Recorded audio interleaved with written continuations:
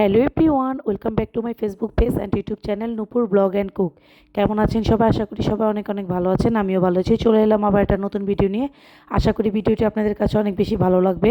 তো আজকে 2 দিনের ব্লগ একসাথে আপনাদের সাথে শেয়ার করব। তো আমি রান্না করতে করতে আপেল খেয়ে নিচ্ছি। আর এখানে গ্যাসের এত প্রবলেম, তাই কিছু সবজি সিদ্ধ করে নিচ্ছি কুকারে। আর এখানে হচ্ছে ট্যাংরা মাছ দিয়ে মূলা দিয়ে রান্না করব। তো ট্যাংরা মাছটা আমি ভালোভাবে ভেজে নিয়েছি। অনেক বেশি কড়া করে ভাজিনি, ট্যাংরা মাছটা কড়া করে ভাজলে এটা ফোম ফোম হয়ে যায়, খেতে বেশি ভালো লাগে না। তার এখানে হচ্ছে সিমও সিদ্ধ করে নিয়েছি, সিম ভর্তা করব, ট্যাংরা মাছ দিয়ে মূলা দিয়ে রান্না করব। আর এখানে হচ্ছে কাঁচামরিচ, পেঁয়াজ এগুলো আমি সব কেটে রেখে দিয়েছি, ধনিয়া পাতাও কেটে রেখেছি। এটা আমি পেঁয়াজের সাথে পেঁয়াজ সিম দিয়ে ভর্তা করব। তো এই যে আমার সিম ভর্তাটা শেষ।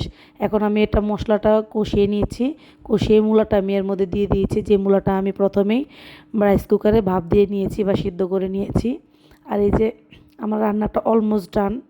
আর এর মধ্যে বলে রাখছি, কে কোথায় থেকে আমার ভিডিও দেখছেন, অবশ্যই নিয়মিত দেখছেন কিনা আমাকে জানাবেন।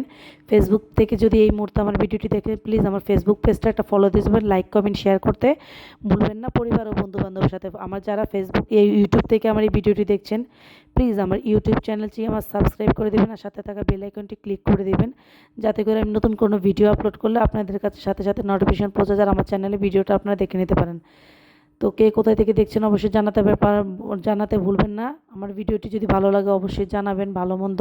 তো এখানে এই যে মাছ আমি নামিয়ে রেখেছি, এখানে হচ্ছে পাবদা মাছ, কই মাছ।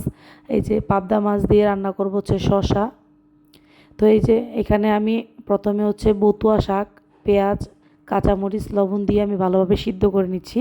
পর লাস্টে আমি রসুন ফোড়ন দিব, রসুন দিয়ে আর কাঁচা শুকনো মরিচ দিয়ে আমি ফোড়ন দিব।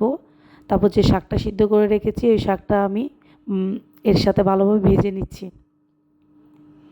তো এই যে শাকটা আমার ভাজা শেষ, আমি এটা বাটিতে তুলে রেখে দিয়েছি।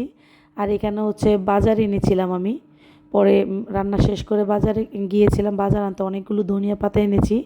এনে ভালোভাবে ধুয়ে কেটে আমি ফ্রোজেন করে রেখে দিয়েছি ডিপ ফ্রিজে। আর এখানে হচ্ছে মটরশুঁটি, শসা, গাজর, মানে যা যা মানুষের দরকার, সরিষার তেল রান্নার জন্য, মাছ, এগুলো সব এনেছি। অনেক কিছু আনা হয়েছে। তো বাজার থেকে এনে এগুলো কেটে বেছে ভালোভাবে ফ্রিজে ফ্রোজেন করে রেখে দিয়েছি। এখানে হচ্ছে ট্যাংরা মাছও এনেছি।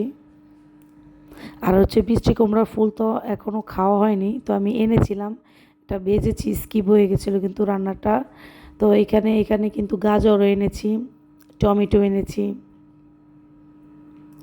টমেটো শীতকালীন সবজি, গাজর, টমেটো এগুলো একসাথে মিক্সড করে খেলে অনেক বেশি ভালো লাগে। আর এখানে হচ্ছে বাচ্চাদের জন্য কিছু কমলা এনেছি, শীতে কমলা তো একটু বেশি বেশি খাওয়া হয়, ভিটামিন সি।